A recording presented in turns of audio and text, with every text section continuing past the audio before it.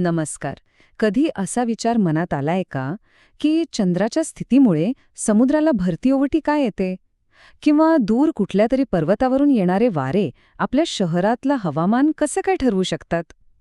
आपला ग्रह, आपलं जग हे अशाच अनेक अदृश्य धाग्यांनी जोडलेलं आहे. आणि आज आपण हेच धागे एक-एक करून उलगडणार आहोत. तर चला, या प्रवासात आपण शोध घेऊया की हे सगळे लहान मोठे घटक एकत्र येऊन आपल्या ग्रहाची ही अद्भुत रचना नेमकी कशी तयार करतात.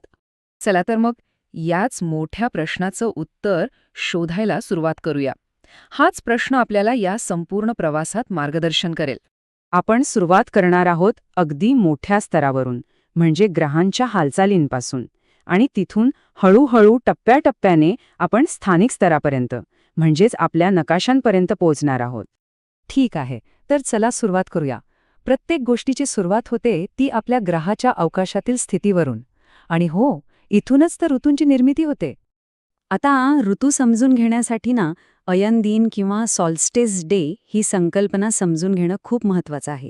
सोप्या भाषेत सांगायचं तर हा तो क्षण आहे जेव्हा पृथ्वीचा कल सूर्याच्या दिशेने सर्वाधिक असतो.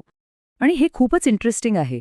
पृथ्वीचा जो कल आहे त्यामुळे 21 जूनला जेव्हा आपल्याकडे म्हणजे उत्तर गोलार्धात कडक उन्हाळा आणि सगळ्यात मोठा दिवस असतो, तेव्हाच दक्षिण गोलार्धात बरोबर उलट कडाक्याची थंडी आणि सगळ्यात लहान दिवस असतो. आणि मग 22 डिसेंबरला हे चित्र पूर्णपणे पालटतं. ग्रहांच्या या लयीमुळे काही प्रचंड शक्ती निर्माण होतात, जसं की समुद्रातली भरती ओहोटी आणि वारे, ज्या आपल्या पृथ्वीच्या पृष्ठभागाला सतत आकार देत असतात. खरं तर हे खूप सोपं आहे आणि तरीही तितकंच शक्तिशाली. चंद्र आणि सूर्याचं गुरुत्वाकर्षण समुद्राच्या पाण्याला अक्षरशः खिचतं आणि त्यामुळेच दररोज आपल्याला भरती आणि ओहोटी अनुभवायला मिळते. या शक्तीचा आवाका किती मोठा असेल याचा अंदाज या आकड्यावरून येतो. 1600 सेंटीमीटर म्हणजे जवळपास 52 फूट. विचार करा, केवढी प्रचंड नैसर्गिक शक्ती असेल ही. फक्त भरती ओहोटीच नाही, तर वारे ही सुद्धा एक अत्यंत महत्त्वाची नैसर्गिक शक्ती आहे, जी हवामानावर आणि जमिनीवर थेट परिणाम करते. प्रत्येक प्रदेशाचं हवामान किती वेगवेगळं असतं हे या वाऱ्यांवरून लगेच समजतं. बघा, भारतात उन्हाळ्यात मैदानी प्रदेशातून वाहणारे लू वारे कसे भाजून काढतात, तर सहारा वाळवंटातले सिमुम वारे अक्षरशः धुळीची वादळं निर्माण करतात. आणि याच्या अगदी उलट अमेरिकेत रॉकी पर्वतांवरून खाली येणारे चिनूक वारे इतके उबदार असतात की ते हिवाळ्यातही बर्फ वितळवतात. बरं, हवामान आणि वाऱ्यांमुळे पृथ्वीवर असे काही विशिष्ट नैसर्गिक प्रदेश तयार होतात, ज्यांना आपण बायोम म्हणतो. बायोम म्हणजे काय? तर असा प्रदेश जिथे हवामानामुळे खास प्रकारच्या वनस्पती आणि प्राणी जीवन विकसित झालेलं असतं. चला, काही उदाहरणं पाहूया. उदाहरणार्थ आफ्रिकेतला सवाना गवताळ प्रदेश, तिथलं उष्ण हवामान आणि विशिष्ट प्रकारचा पाऊस, यामुळेच तिथे चित्ता आणि झेब्रासारखे चपळ प्राणी आढळतात. इतकंच नाही, तर तिथल्या लोकांचं जीवनमानही त्यानुसारच घडलं आहे. आणि याच्या अगदी विरुद्ध उष्ण वाळवंटी प्रदेशात परिस्थिती पूर्णपणे वेगळी आहे.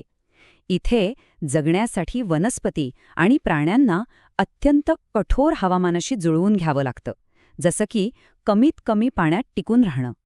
आता आपण बायोमपासून आणखी जवळ जाऊया आणि ज्यावर हे सगळं जीवन अवलंबून आहे त्या जमिनीकडे म्हणजे मृदेकडे पाहूया. ही माती तयार कशी होते? ही मृदा निर्मितीची प्रक्रिया आपण 3 सोप्या टप्प्यांमध्ये समजू शकतो.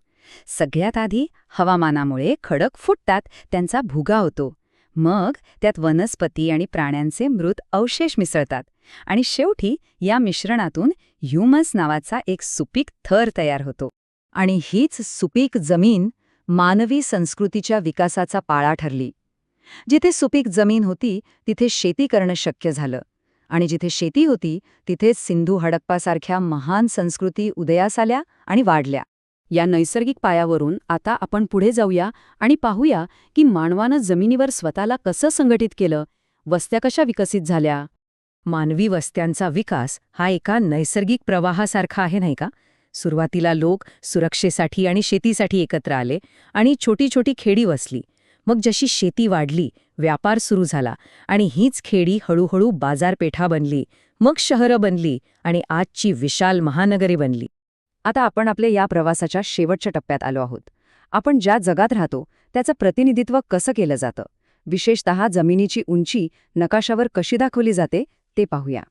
नकाशावर उंची दाखवण्याची ही गुंतागुंतीची संकल्पना समजून घेण्यासाठी एक खूप सोपी आणि प्रभावी पद्धत आहे.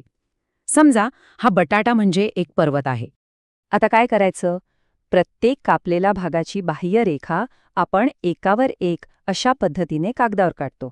सगळ्यात मोठा काप सगळ्यात बाहेर आणि सगळ्यात लहान काप सगळ्यात आत. आणि हे बघा, झाला तयार आपला समोच्च नकाशा, म्हणजेच कंटूर माप. यातली प्रत्येक वर्तुळाकार रेषा जमिनीवरची समान उंची दाखवते.